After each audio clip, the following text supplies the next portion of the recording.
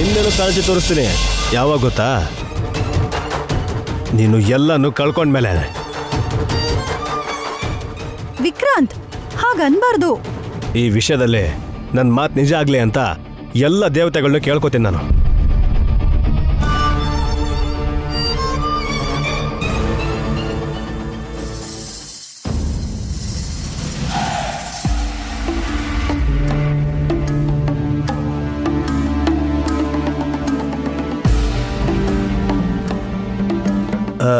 ಸ್ವಾಮಿ, ನಿಮ್ಮನ್ನ ಇಕ್ಕಟ್ಟಿಗೆ ಸಿಕ್ಸೋಂತ ಪ್ರಶ್ನೆ ಅಂತ ಅನ್ಸುತ್ತೆ.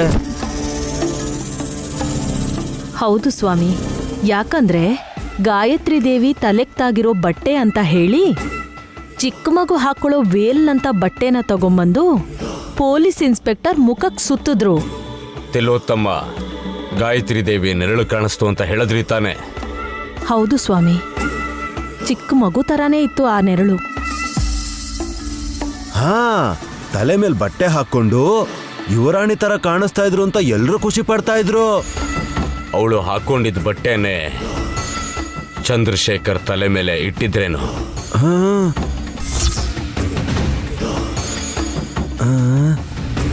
ಮಾಮ್, ನನಗೂ ಈ ತರ ಡೌಟ್ ಬಂತು ಅಂತಾನೆ ನಿಮ್ಮನ್ ಕೇಳಿದ್ದು, ಆದ್ರೆ ನೀವು ಹಾಗೆ ತೇಲಿಸ್ಬಿಟ್ರಿ. ಇವಾಗ ಈ ಸ್ವಾಮಿಗಳು ಹೇಳಿದ್ದೆ ತುಂಬಾ ಮುಖ್ಯವಾದ ವಿಚಾರ ಹೇಳ್ತಾ ಇದಾರೆ ಅನ್ನೋ ತರ ರಿಯಾಕ್ಷನ್ ಬೇರೆ ಕೊಡ್ತಾ ಇದ್ದೀರಾ. ಏಯ್ ಸುಮ್ನಿರೋ. ಮೊದ್ಲೇ ಟೆನ್ಷನ್ ಅಲ್ಲಿದ್ರೆ ಕಿವಿಯಲ್ಲಿ ರಕ್ತ ಬರೋ ತರ ಏನಾದ್ರೂ ಒಂದು ಹೇಳ್ತಾನೆ ಇರ್ತೀಯ. ತಿಲೋತ್ತಮ್ಮ, ಅವನ್ನ ಬೈಯಕ್ ಹೋಗ್ಬೇಡ. ನಿನ್ ಮಗ ಸಂದೇಹ ಪಟ್ಟಿದ್ದಕ್ಕೇನೆ ನೀನು ನನ್ನ ಹತ್ರ ಬಂದಿದ್ಯಾ. ಸ್ವಾಮಿ, ಎಲ್ಲೋ ಇರೋ ಗಾಯತ್ರಕ್ಕ ಹಾಕೊಳ್ಳೋ ಡ್ರೆಸ್ಸು ಮನೇಲಿ ಹೇಗಿರುತ್ತೆ? ನಿಮ್ಮ ಮನೇಲೇ ಇದ್ದಾರೆ ಅಂತ ನಾನು ಹೇಳ್ತೀನಿ. ಇರೋದು ಬರೀ ಫೋಟೋ ಅಂತ ನೀವು ಹೇಳ್ತಾ ಇದ್ದೀರಾ. ಎಲ್ಲೋ ಇದ್ದಾಳೆ ಅಂದ್ರೆ ಅದರ ಅರ್ಥ ಎಲ್ಲಿದ್ದಾಳೆ ಅಂತ. ಮನೇಲೇ ಇದ್ದಿದ್ರೆ ನಮ್ಮ ಮಾಮು ಯಾವತ್ತೋ ಮೇಲೆ ಕಳಿಸ್ಬಿಡ್ತಾ ಇದ್ರು ಸ್ವಾಮಿ. ಹೌದು ಸ್ವಾಮಿ, ಗಾಯತ್ರಿಕ್ಕನ್ಗೆ ನಾನಂದ್ರೆ ಮೂಗಿ ನೇರಕ್ಕೆ ಸಿಟ್ಟು ಬರ್ತಾ ಇತ್ತು. ನನ್ನ ಅನಿಸಿಕೆ ಪ್ರಕಾರ ಆ ಬಟ್ಟೆನ ಗಾಯತ್ರಿ ದೇವಿ ಬಳಸಿದಾಳೆ. ಕಣ್ಣಿಗೆ ಕಾಣಿಸಿದಾಳೆ ಅಂದ್ರೆ ತನಗ್ ತಂದಿದ್ದ ಬಟ್ಟೆನ ದೊಡ್ಡ ಬಟ್ಟಮ್ಮ ಉಪಯೋಗಿಸಿದಾಳೆ. ಅವಳಿಗೆ ಅಂತ ಯಾರು ತಂದಿದ್ದು ಸ್ವಾಮಿ? ಹೇ, ಸಿಂಪಲ್ ಮಾಮ್. ಗಾಯತ್ರಿ ದೊಡ್ಡಮ್ಮ ಯಾವತ್ ಬೇಕಾದ್ರೂ ಬರ್ಬೋದು ಅಂತ ದೊಡ್ಡ ಸೊಸೆ ನೈನಿ ಅವ್ರಿಗೋಸ್ಕರ ಬಟ್ಟೆನ ತಗೊಳ್ತಾನೆ ಇರ್ತಾಳಲ್ವಾ. ಆದ್ರೆ ಅವಳಿಗೆ ಅಂತ ತಗೊಂಡ್ ಬಂದಿರೋ ದುಪ್ಪಟ್ಟ ಅಂತ ನೈನಿ ಹೇಳಲೇ ಇಲ್ವಲ್ಲೋ. ಅವ್ರಿಗೇನ್ ಮಾಮ್, ಕೋಟೆ ಅಂತ ರೂಪಾಯಿ ಆಸ್ತಿ ಇದೆ. 50-100 ಕೊಟ್ರೆ ಸಿಗೋ ಬಟ್ಟೆಗೋಸ್ಕರ ಅಷ್ಟೆಲ್ಲ ಬೆಲೆ ಕೊಡ್ತಾರ? ಏಯ್, ನಾವು ಮಾತಾಡ್ಕೊಳ್ಳೋದಲ್ವೋ, ಏನ್ ಮಾಡ್ಬೇಕು ಅಂತ ಅಖಂಡ ಸ್ವಾಮಿಗಳನ್ನೇ ಕೇಳೋಣ. ಸ್ವಾಮಿ, ಒಂದು ಕೆಲಸ ಮಾಡುತ್ತಿಲ್ಲೋತ್ತಮ್ಮ.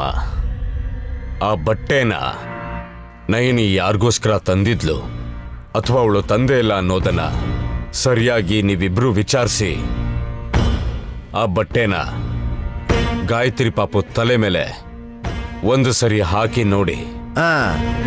ಮೊನ್ನೆ ಪೌಡರ್ ಹಾಕಿದ್ವಿ, ಇವತ್ತು ಬಟ್ಟೆ ಹಾಕ್ತಿವಿ, ನಾಳೆ ಎಲ್ಲ ಸೇವೆನೂ ಮಾಡಿಸ್ಕೊತಾಳ ಅವಳು. ನಿಜಾನೇ ಸ್ವಾಮಿ, ಚಿಕ್ಕ ಮಗು ಅದು. ಆ ಮಗು ತಲೆ ಮೇಲೆ ನೀವೇನಾದ್ರೂ ಆ ಬಟ್ಟೆ ಹಾಕಿದ್ರೆ ನಿಮ್ಮ ಎಲ್ಲ ಅನುಮಾನಗಳು ಬಟ ಬಯಲಾಗೋಗುತ್ತೆ. ಅಂದ್ರೆ ಏನ್ ನಡೆಯುತ್ತೆ ಸ್ವಾಮಿ? ಕಣ್ಣಾರೆ ನೋಡೋವರೆಗೂ ಅದನ್ನ ಹೇಳೋದಿಕ್ಕಾಗಲ್ಲ. ಮೊದ್ಲೇ ಸ್ವಲ್ಪ ಹಿಂಟ್ ಏನಾದ್ರೂ ಕೊಟ್ರೆ. ಏಯ್, ಇಷ್ಟಾದ್ರೂ ಹೇಳಿದ್ರಲ್ಲ ಸಾಕು, ಇನ್ಯಾಕ್ ತಡ ಮಾಡೋದು? ನಡಿ. ಹೋಗಿ ಬರ್ತೀವಿ ಸ್ವಾಮಿ.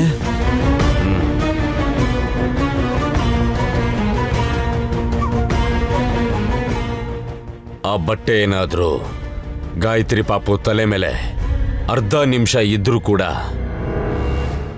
ಎಲ್ಲ ವಿಷಯ ಹೊರಗಡೆ ಬರುತ್ತೆ.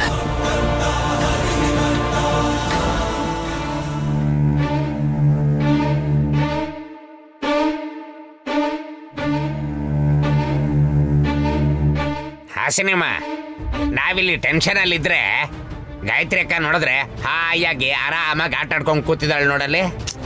ಆತ್ಮ ಹೋದ್ ಜನ್ಮದಾಗಿದ್ರು ದೇಹ ಹೊಸ ಜನ್ಮದಾಗಿರೋದ್ರಿಂದ ಸದ್ಯಕ್ಕೆ ಅವ್ರನ್ನ ಚಿಕ್ಕ ಮಗು ಥರನೇ ಭಾವಿಸ್ಬೇಕು ಚಿಕ್ಕಪ್ಪ. ಯಾವುದನ್ನು ಹಗುರವಾಗಿ ತಗೋಬಾರ್ದು ಹಾಸಿನಿ. ಮಗು ತಲೆ ಮೇಲಿದ್ದಿದ್ ಬಟ್ಟೆನ ತಿಲೋತ್ತಮ್ಮ ಅವ್ರ ಗುರ್ತು ಹಿಡಿದ್ರೆ ನಿಮ್ಗೆ ಸಮಸ್ಯೆ ಆಗತ್ತೆ. ಡಮಕ್ಕ ಏನೋ ಉಪದೇಶ ಕೊಡ್ತಾ ಇರೋ ಹಾಗಿದೆ. ಹುಷಾರಾಗಿರು ಅಂತ ಹೇಳ್ತಾ ಇದ್ದಾಳೆ. ಅವಳಿಂದನಾ?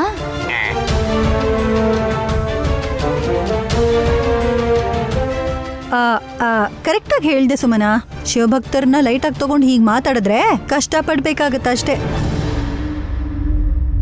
ದೊಡ್ಡ ಬೊಟ್ಟಮ್ಮನ ಹತ್ರ ಹೀಗೆ ಮಾತಾಡಿ ಅವಳಿಗೆ ಕೋಪ ಬರಿಸ್ತಾಳೆ. ನನ್ನಂತೂ ಕಚ್ಲಿಲ್ವಲ್ಲಕ್ಕ. ಹಲೋ ಸುಮನಾ, ಈ ಮನೇಲಿ ಹಾವ್ಗಿಂತ ಮನುಷ್ಯರ ಜಾಸ್ತಿ ಕಚ್ಚುತ್ತಾ ಇದ್ದಾರೆ.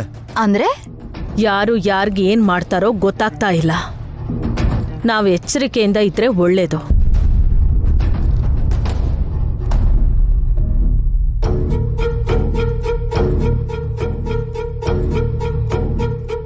ಇದೊಳ್ಳೆ ಚೆನ್ನಾಗಿದೆ ಮಾಮ್.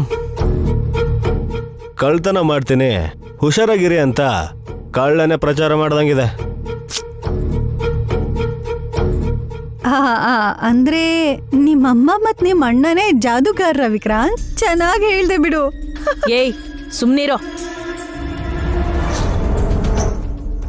ಯಾಕೆ ನೀನ್ ಇಷ್ಟ ತರಲೆ ಮಾಡ್ತೀಯಾ? ಸುಮ್ನಿರಕ್ಕಾಗಲ್ವಾ? ಸುಮ್ನಿರಲಾದ್ರೆ ನನ್ನ ಹೆಂಡತಿ ಟ್ಯಾಲೆಂಟ್ನ ಇವಾಗ ತೋರಿಸ್ತಾ ಇದ್ದಾಳೆ. ಯಾವ ರೀತಿಯಲ್ಲಿ? ಡ್ರಾಯಿಂಗ್ ಬಿಡಿಸ್ಬಿಟ್ಟು.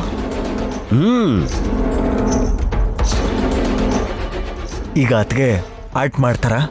ಏನ್ ಬಿಡಿಸ್ತಾರೆ? ಗೊತ್ತಿಲ್ಲ ವಿಶಾಲ, ಅಕ್ಕ ಹೇಳದ್ಮೇಲೆ ನನ್ಗೂ ಗೊತ್ತಾಗಿದ್ದು.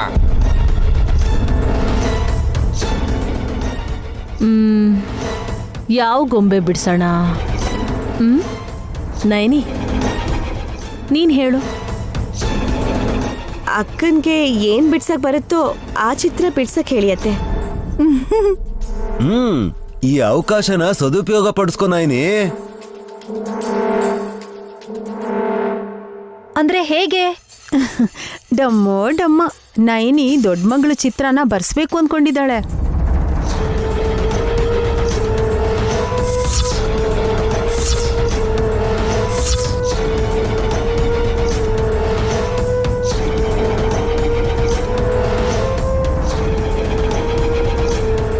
ಭಲೆ ನೀನು ದೈವ ಭಕ್ತೆ ಬಿಡು. ಅಂಜನ ಹಾಕದೆ ಇದ್ರೂನು ಅದ್ಭುತವಾಗಿ ಹೇಳಿದ್ಯಾ ಢಮ್ಮಕ್ಕ.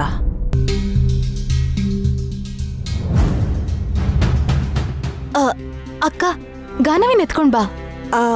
ಅವಳು ನಿದ್ರೆ ಮಾಡ್ತಿದ್ದಾಳೆ. ಎಪ್ಸು ಹಾಸಿನಕ್ಕ ಮೂಡಲ್ ಇರ್ಬೇಕಾದ್ರೆ. ಎಕ್ಸ್ಕ್ಯೂಸ್ ಮೀ, ಹಾಸಿನಿ ಕೈಯಲ್ಲಿ ಬಿಡಿಸ್ತಾ ಇರೋ ಚಿತ್ರ ಗಾನವಿದಲ್ಲ, ಗಾಯತ್ರಿ ದೊಡ್ಡಮ್ಮದು.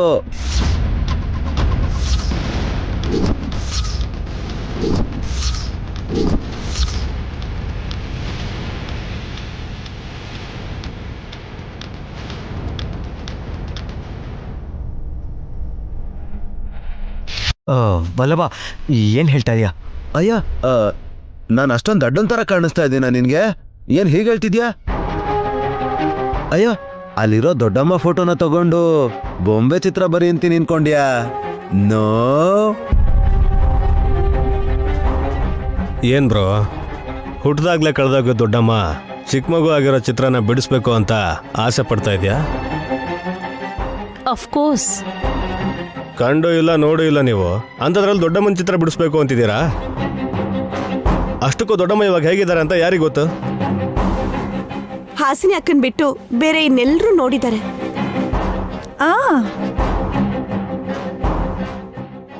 ನಾಯಿನಿ, ಇಷ್ಟಕ್ಕೂ ನೀನೇ ನೋಡ್ಲಿಲ್ಲ, ಎಲ್ರೂ ನೋಡಿದ್ರು ಅಂತ ಹೇಳ್ತಿದ್ಯಾ? ಯಜಮಾನ್ರೆ, ಅಮ್ಮವ್ರು ಇವಾಗ ನೋಡಕ್ ಹೇಗಿದ್ದಾರೆ, ಅವ್ರನ್ನ ಯಾರು ನೋಡಿದ್ದಾರೆ ಅಂತ ನೀವು ಯೋಚನೆ ಮಾಡ್ತಿದ್ದೀರಾ. ಆದ್ರೆ ತಿಲೋತ್ತಮ ಅತ್ತೆ ಉದ್ದೇಶ ನನಗೆ ಅರ್ಥ ಆಯ್ತು. ಏನು ಮಾತು? ಹುಣ್ಣಿಮೆ ಚಂದ್ರನ್ ಬೆಳಕಲ್ಲಿ ನೋಡಿರೋ ಅಮ್ಮ ಅವ್ರ ನೆರಳು ನಿಂತ್ಕೊಂಡು ಒಂದ್ ಅಂದಾಜ್ ಮೇಲೆ ಹೇಗ್ ಕಾಣಿಸ್ತಾರೆ ಅಂತ ಚಿತ್ರ ಬಿಡಿಸಿದ್ರೆ ಚೆನ್ನಾಗಿರುತ್ತೆ ಅಂತ ಅನ್ಕೋತಿದಾರತ್ತೆ.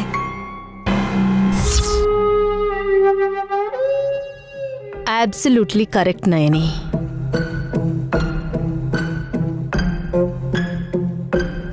ನೆರಳನ್ನ ಡ್ರಾ ಮಾಡಬೇಕು ಅಂದ್ರೆ ತುಂಬಾ ಕಷ್ಟ. ಆಮೇಲೆ ನಾನು ನೋಡ್ಲಿಲ್ಲ, ಓಡ್ಕೊಂಡು ಬರೋ ಅಷ್ಟರಲ್ಲಿ ನೆರಳು ಹೊಟ್ಟೋಗಿತ್ತು. ಹೌದಲ್ವಾ? ಹಾಗಿದ್ದಾಳೆ ಹೀಗಿದ್ದಾಳೆ ಅಂದ್ರೆ ಕನ್ಫ್ಯೂಸ್ ಆಗತ್ತೆ. ಮೊದ್ಲೇ ತಲೆ ಕೆಟ್ಟೋಳ್ ನಾನು. ಗಾಬ್ರಿಲಿ ನಾಯಿನ ಕೋಳಿ ತರ ಡ್ರಾ ಮಾಡ್ತೀನಿ ನಾನು.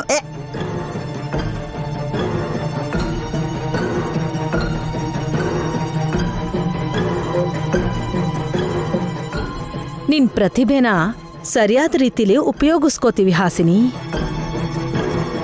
ದೊಡ್ಡ ಬೊಟ್ಟಮ್ಮ ಕಚ್ಚಿದಾಗ ಇನ್ಸ್ಪೆಕ್ಟರ್ ಮುಖಕ್ ಸುತ್ತಿದ ಆ ಚಿಕ್ಕ ದುಪ್ಪಟಾನ ತಗೊಂಡ್ ಬಂದ್ರೆ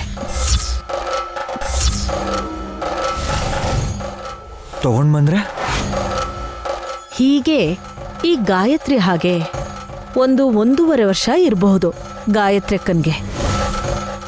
ಸೊ ಆ ದುಪ್ಪಟ್ಟಾನ ಈ ಗಾಯತ್ರಿ ತಲೆಗೆ ಹಾಕಿ ನಮಗ್ ಕಾಣಿಸಿರೋ ನೆರಳಿಗೆ ಹೋಲಿಕೆ ಮಾಡಿ ಸಲಹೆ ಸೂಚನೆಗಳನ್ನ ಕೊಟ್ರೆ ನಿನ್ನ ದೊಡ್ಡ ಮಗಳು ಹೇಗಿರ್ಬೋದು ಅನ್ನೋ ಡ್ರಾಯಿಂಗ್ ಸಿಗಬಹುದಲ್ವಾ ಕಂದ?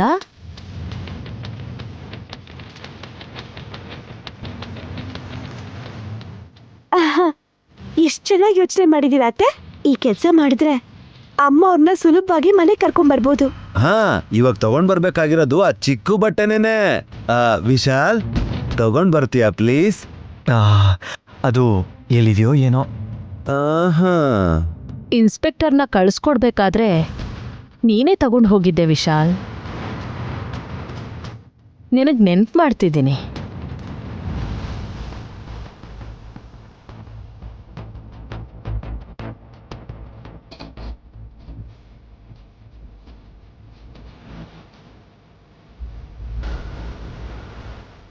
ವಿಶಾಲ್ ಅವರೇ, ನೆನಪು ಮಾಡ್ಕೊಂಡು ಹೋಗಿ ತಗೊಂಡ್ ಬನ್ನಿ.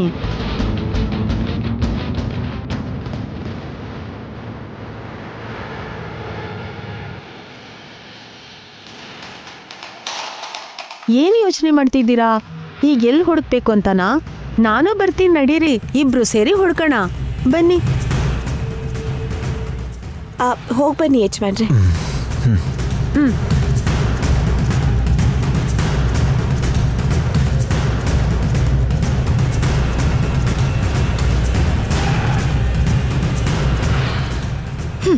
ನೋಡಿದ್ರಾ, ನಮ್ಮ ಅಕ್ಕನ್ಗಿಂತ ಡಮ್ಮಕ್ಕನ್ಗೆ ಈ ಮನೇಲಿ ಏನೇನ್ ಎಲ್ಲಿದೆ ಅಂತ ಗೊತ್ತು. ಸ್ವಲ್ಪ ದಿನ ಆದ್ರೆ ನಾವೇ ಈ ಶಿವ ಭಕ್ತರ ಹತ್ರ ಕೆಲ್ಸ ಮಾಡ್ತಿರ್ತೀವೋ ಏನೋ.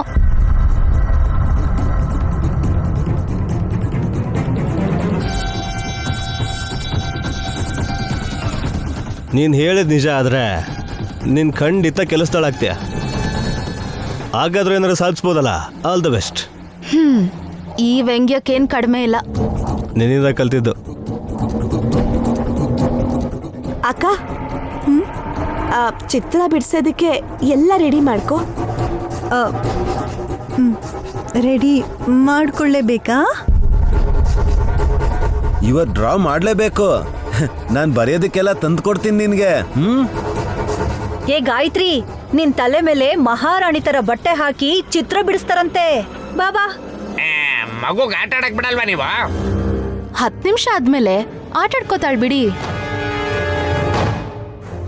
ತಗೋ ಬರೀ. ಮಗು ಮುಂದೆ ಹೀಗೆಲ್ಲ ಮಾತಾಡ್ಬೇಡ ಸುಮನ. ಅವಳು ಬದಲಾಗಲ್ಲ ಅದಕ್ಕೆ. ಇಲ್ಲಾಂದ್ರೆ ಒಂದು ಕೆಲಸ ಮಾಡಿ, ಮೊದಲು ಅವಳು ಚಿತ್ರ ಬಿಡಿಸ್ಕೊಡಿ. ರೂಮಲ್ಲಿ ಹೋಗಿ ನೋಡ್ತಿರ್ತಾಳೆ, ನಮಗೆ ಡಿಸ್ಟರ್ಬ್ ಮಾಡಲ್ಲ. ಏಯ್, ಸೈಲೆಂಟ್ ಆಗಿರೋ.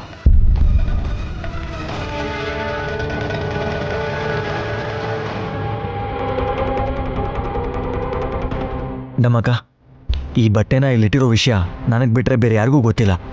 ನಿನಗೆ ಹೇಗೆ ಗೊತ್ತಾಯ್ತು?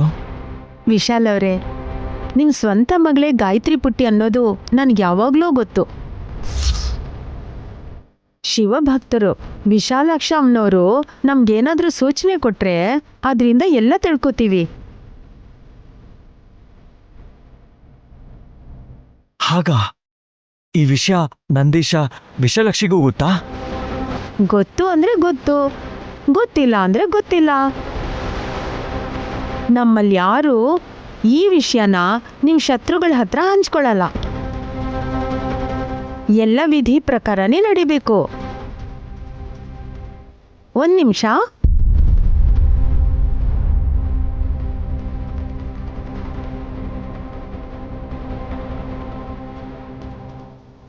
ಇದ್ರಲ್ಲಿಡಿ ಆ ಬಟ್ಟೆನ.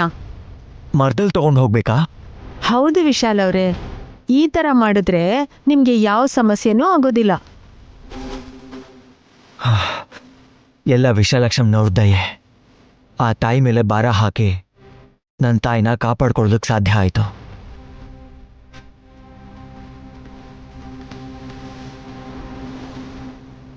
ಡಮ್ಮೋ ಡಮ್ಮ.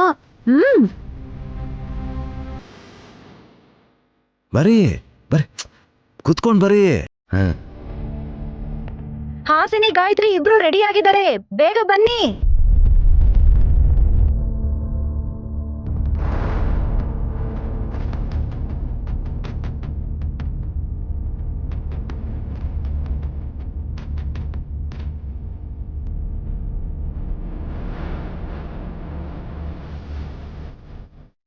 ಬನ್ನಿ ಬೇಗ.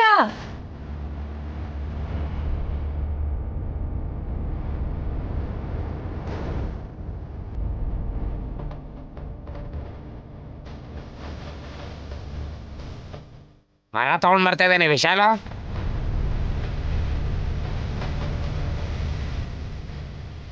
ಚಿಕ್ಕ ಮುತ್ತೈದೆಗೆ ಬಾಗ್ನ ಕೊಡೋ ತರ ಬಿಲ್ಡಪ್ ಕೊಡ್ತಿದ್ದಾರೆ. ಯಜಮಾನ್ರೆ, ಕೈಯಲ್ಲಿ ತಗೊಂಬರೋದ್ ಬಿಟ್ಟು ಮೊರದಲ್ಲಿ ಯಾಕೆ ತಗೊಂಬಂದಿದ್ದೀರಾ? ಹೊಸ ಬಟ್ಟೆನ ಡೈರೆಕ್ಟಾಗಿ ಪಾಪು ತಲೆ ಮೇಲೆ ಇಡಬಾರ್ದು ಅಂತ ಮರದ ಮೇಲೆ ಇಟ್ಕೊಂಡು ತೊಗೊಂಡು ಹೋಗ್ಬೇಕು ಅಂತ ಡಮ್ಮಕ್ಕ ಹೇಳಿದ್ರು.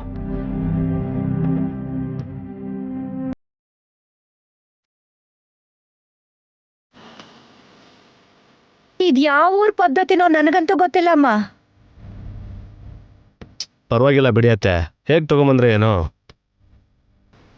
ನಯನಿ, ಆ ದುಪ್ಪಟ್ಟ ತಗೊಂಡು ಹೋಗಿ ಗಾಯತ್ರಿ ತಲೆ ಮೇಲೆ ಸೆರಗಿನ ಥರ ಹೊದ್ಸು. ಹುಣ್ಣಿಮೆ ಶುಭ ಗಳಿಗೆಯಲ್ಲಿ ನಮಗೆ ಯೂರಾಳಿ ಥರ ಕಾಣಿಸ್ದ ಹಾಗೆ ಇದ್ರೆ ಗಾಯತ್ರಿ ಚಿತ್ರ ಬಿಡಿಸೋದು ಈಸಿ ಆಗತ್ತೆ. ಆಹಾ, ಹಾಗೆ ಆಗ್ಲಿ ಅತ್ತೆ.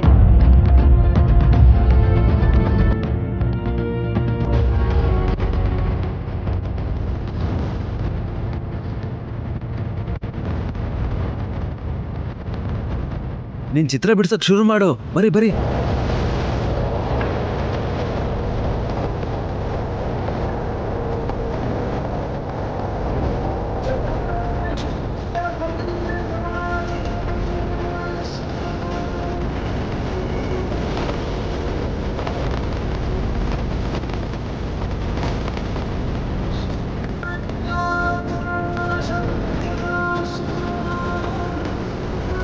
ಗಾಳಿ ಬೀಸ್ತಿದೆ, ಹುಷಾರು ನೈನಿ.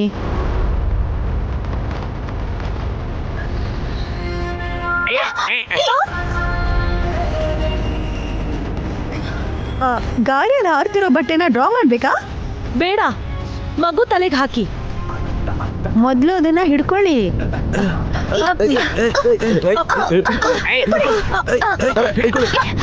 ಅತ್ತೆ, ಅಷ್ಟೆಲ್ಲ ಇದನ್ನ ಹಿಡಿಯಕ್ಕಾಗಲ್ವಾ? ಹಿಡೀರಿ ಅತ್ತೆ.